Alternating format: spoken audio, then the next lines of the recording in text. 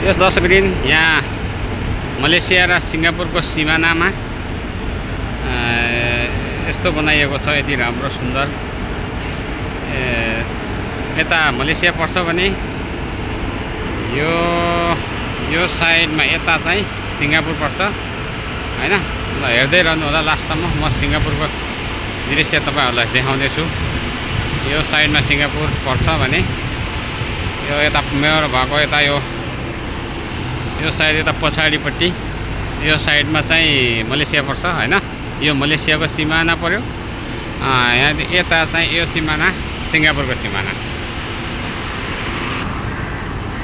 यो चाहिँ सिङ्गापुरको यता सिमाना साइडतिर यस्तो छ। हेर्नु होला है, अन्तिमसम्म हेर्नु होला। म तपाईलाई देखाउने छु के छ कस्तो छ यतातिर सिङ्गापुरको साइडतिर। यहाँ पनि यस्तै सुविधा पनि गरिएको छ। यो साइकलहरू तपाईँ यहाँ यसमा स्क्यान गरेर दिनभरि घुमाउन सक्नुहुन्छ। जहाँ लगेर राखिदिँदा पनि भयो, केही फरक परेन। पैसा तिर्नुस्, चलाउनुस् दिनभरि, अनि जहाँ सकिन्छ छोडिदिनुहोस्, त्यही हिँड्नुहोस् है। यति सुविधा पनि दिएको छ यहाँ। यस्तो छ साइकल, चार्जिङवाला साइकल हो। तपाईँ स्क्यान गर्नुहोस्, पैसा तिरेपछि दिनभरि घुमाउन सक्नुहुन्छ। यहाँ स्क्यान, यसको लागि यहाँ स्क्यानको यो राखिदिएको छ। तपाईँ टच इनको गुगल पे जे गरे पनि गर्न सक्नुहुन्छ यसबाट। अनि पैसा पे भइसकेपछि तपाईँ यो स्टार्ट हुन्छ, चालु हुन्छ हैन। अनि दिनभरि तपाईँ आफ्नो जहाँ जाने हो आफ्नो काम पुरा गरेर फर्किन सक्नुहुन्छ।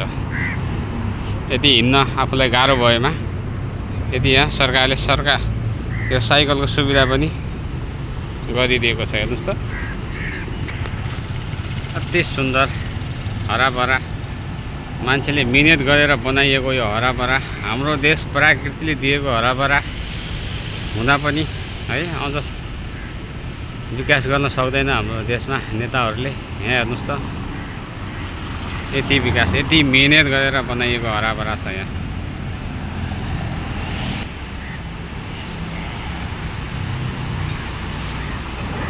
यस्तो छ। यो के हो? हाँसको चित्र होला सायद, त्यस्तै लाग्छ। स्टार हाँसको चित्र हो के हो?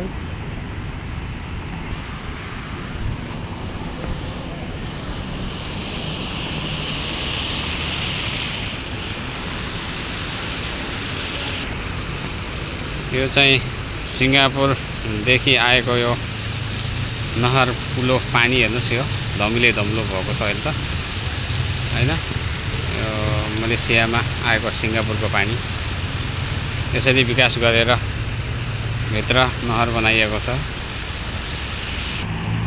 हाँसको चित्रमादेखि पानी पनि यसरी मजाले झरेको छ तल हैन नहरमा।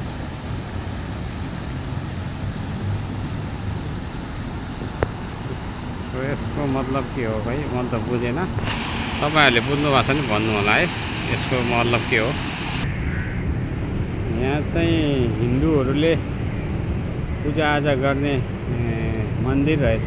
मन्दिर भने नि गुम्बा भने पनि एउटै हो हैन। यहाँ चाहिँ हिन्दूहरूको मन्दिर रहेछ। यहाँ हिन्दू मन्दिर रहेछ नि त हैन। हिन्दूहरूको यो मन्दिर पूजाआजा गर्ने बनाइएको रहेछ। ठुलो मन्दिर रहेछ हिन्दूहरूको। मुसलमान एरिया भए तापनि यहाँ पनि हिन्दूहरूको ठुलो मन्दिर बनेको रहेछ यहाँ।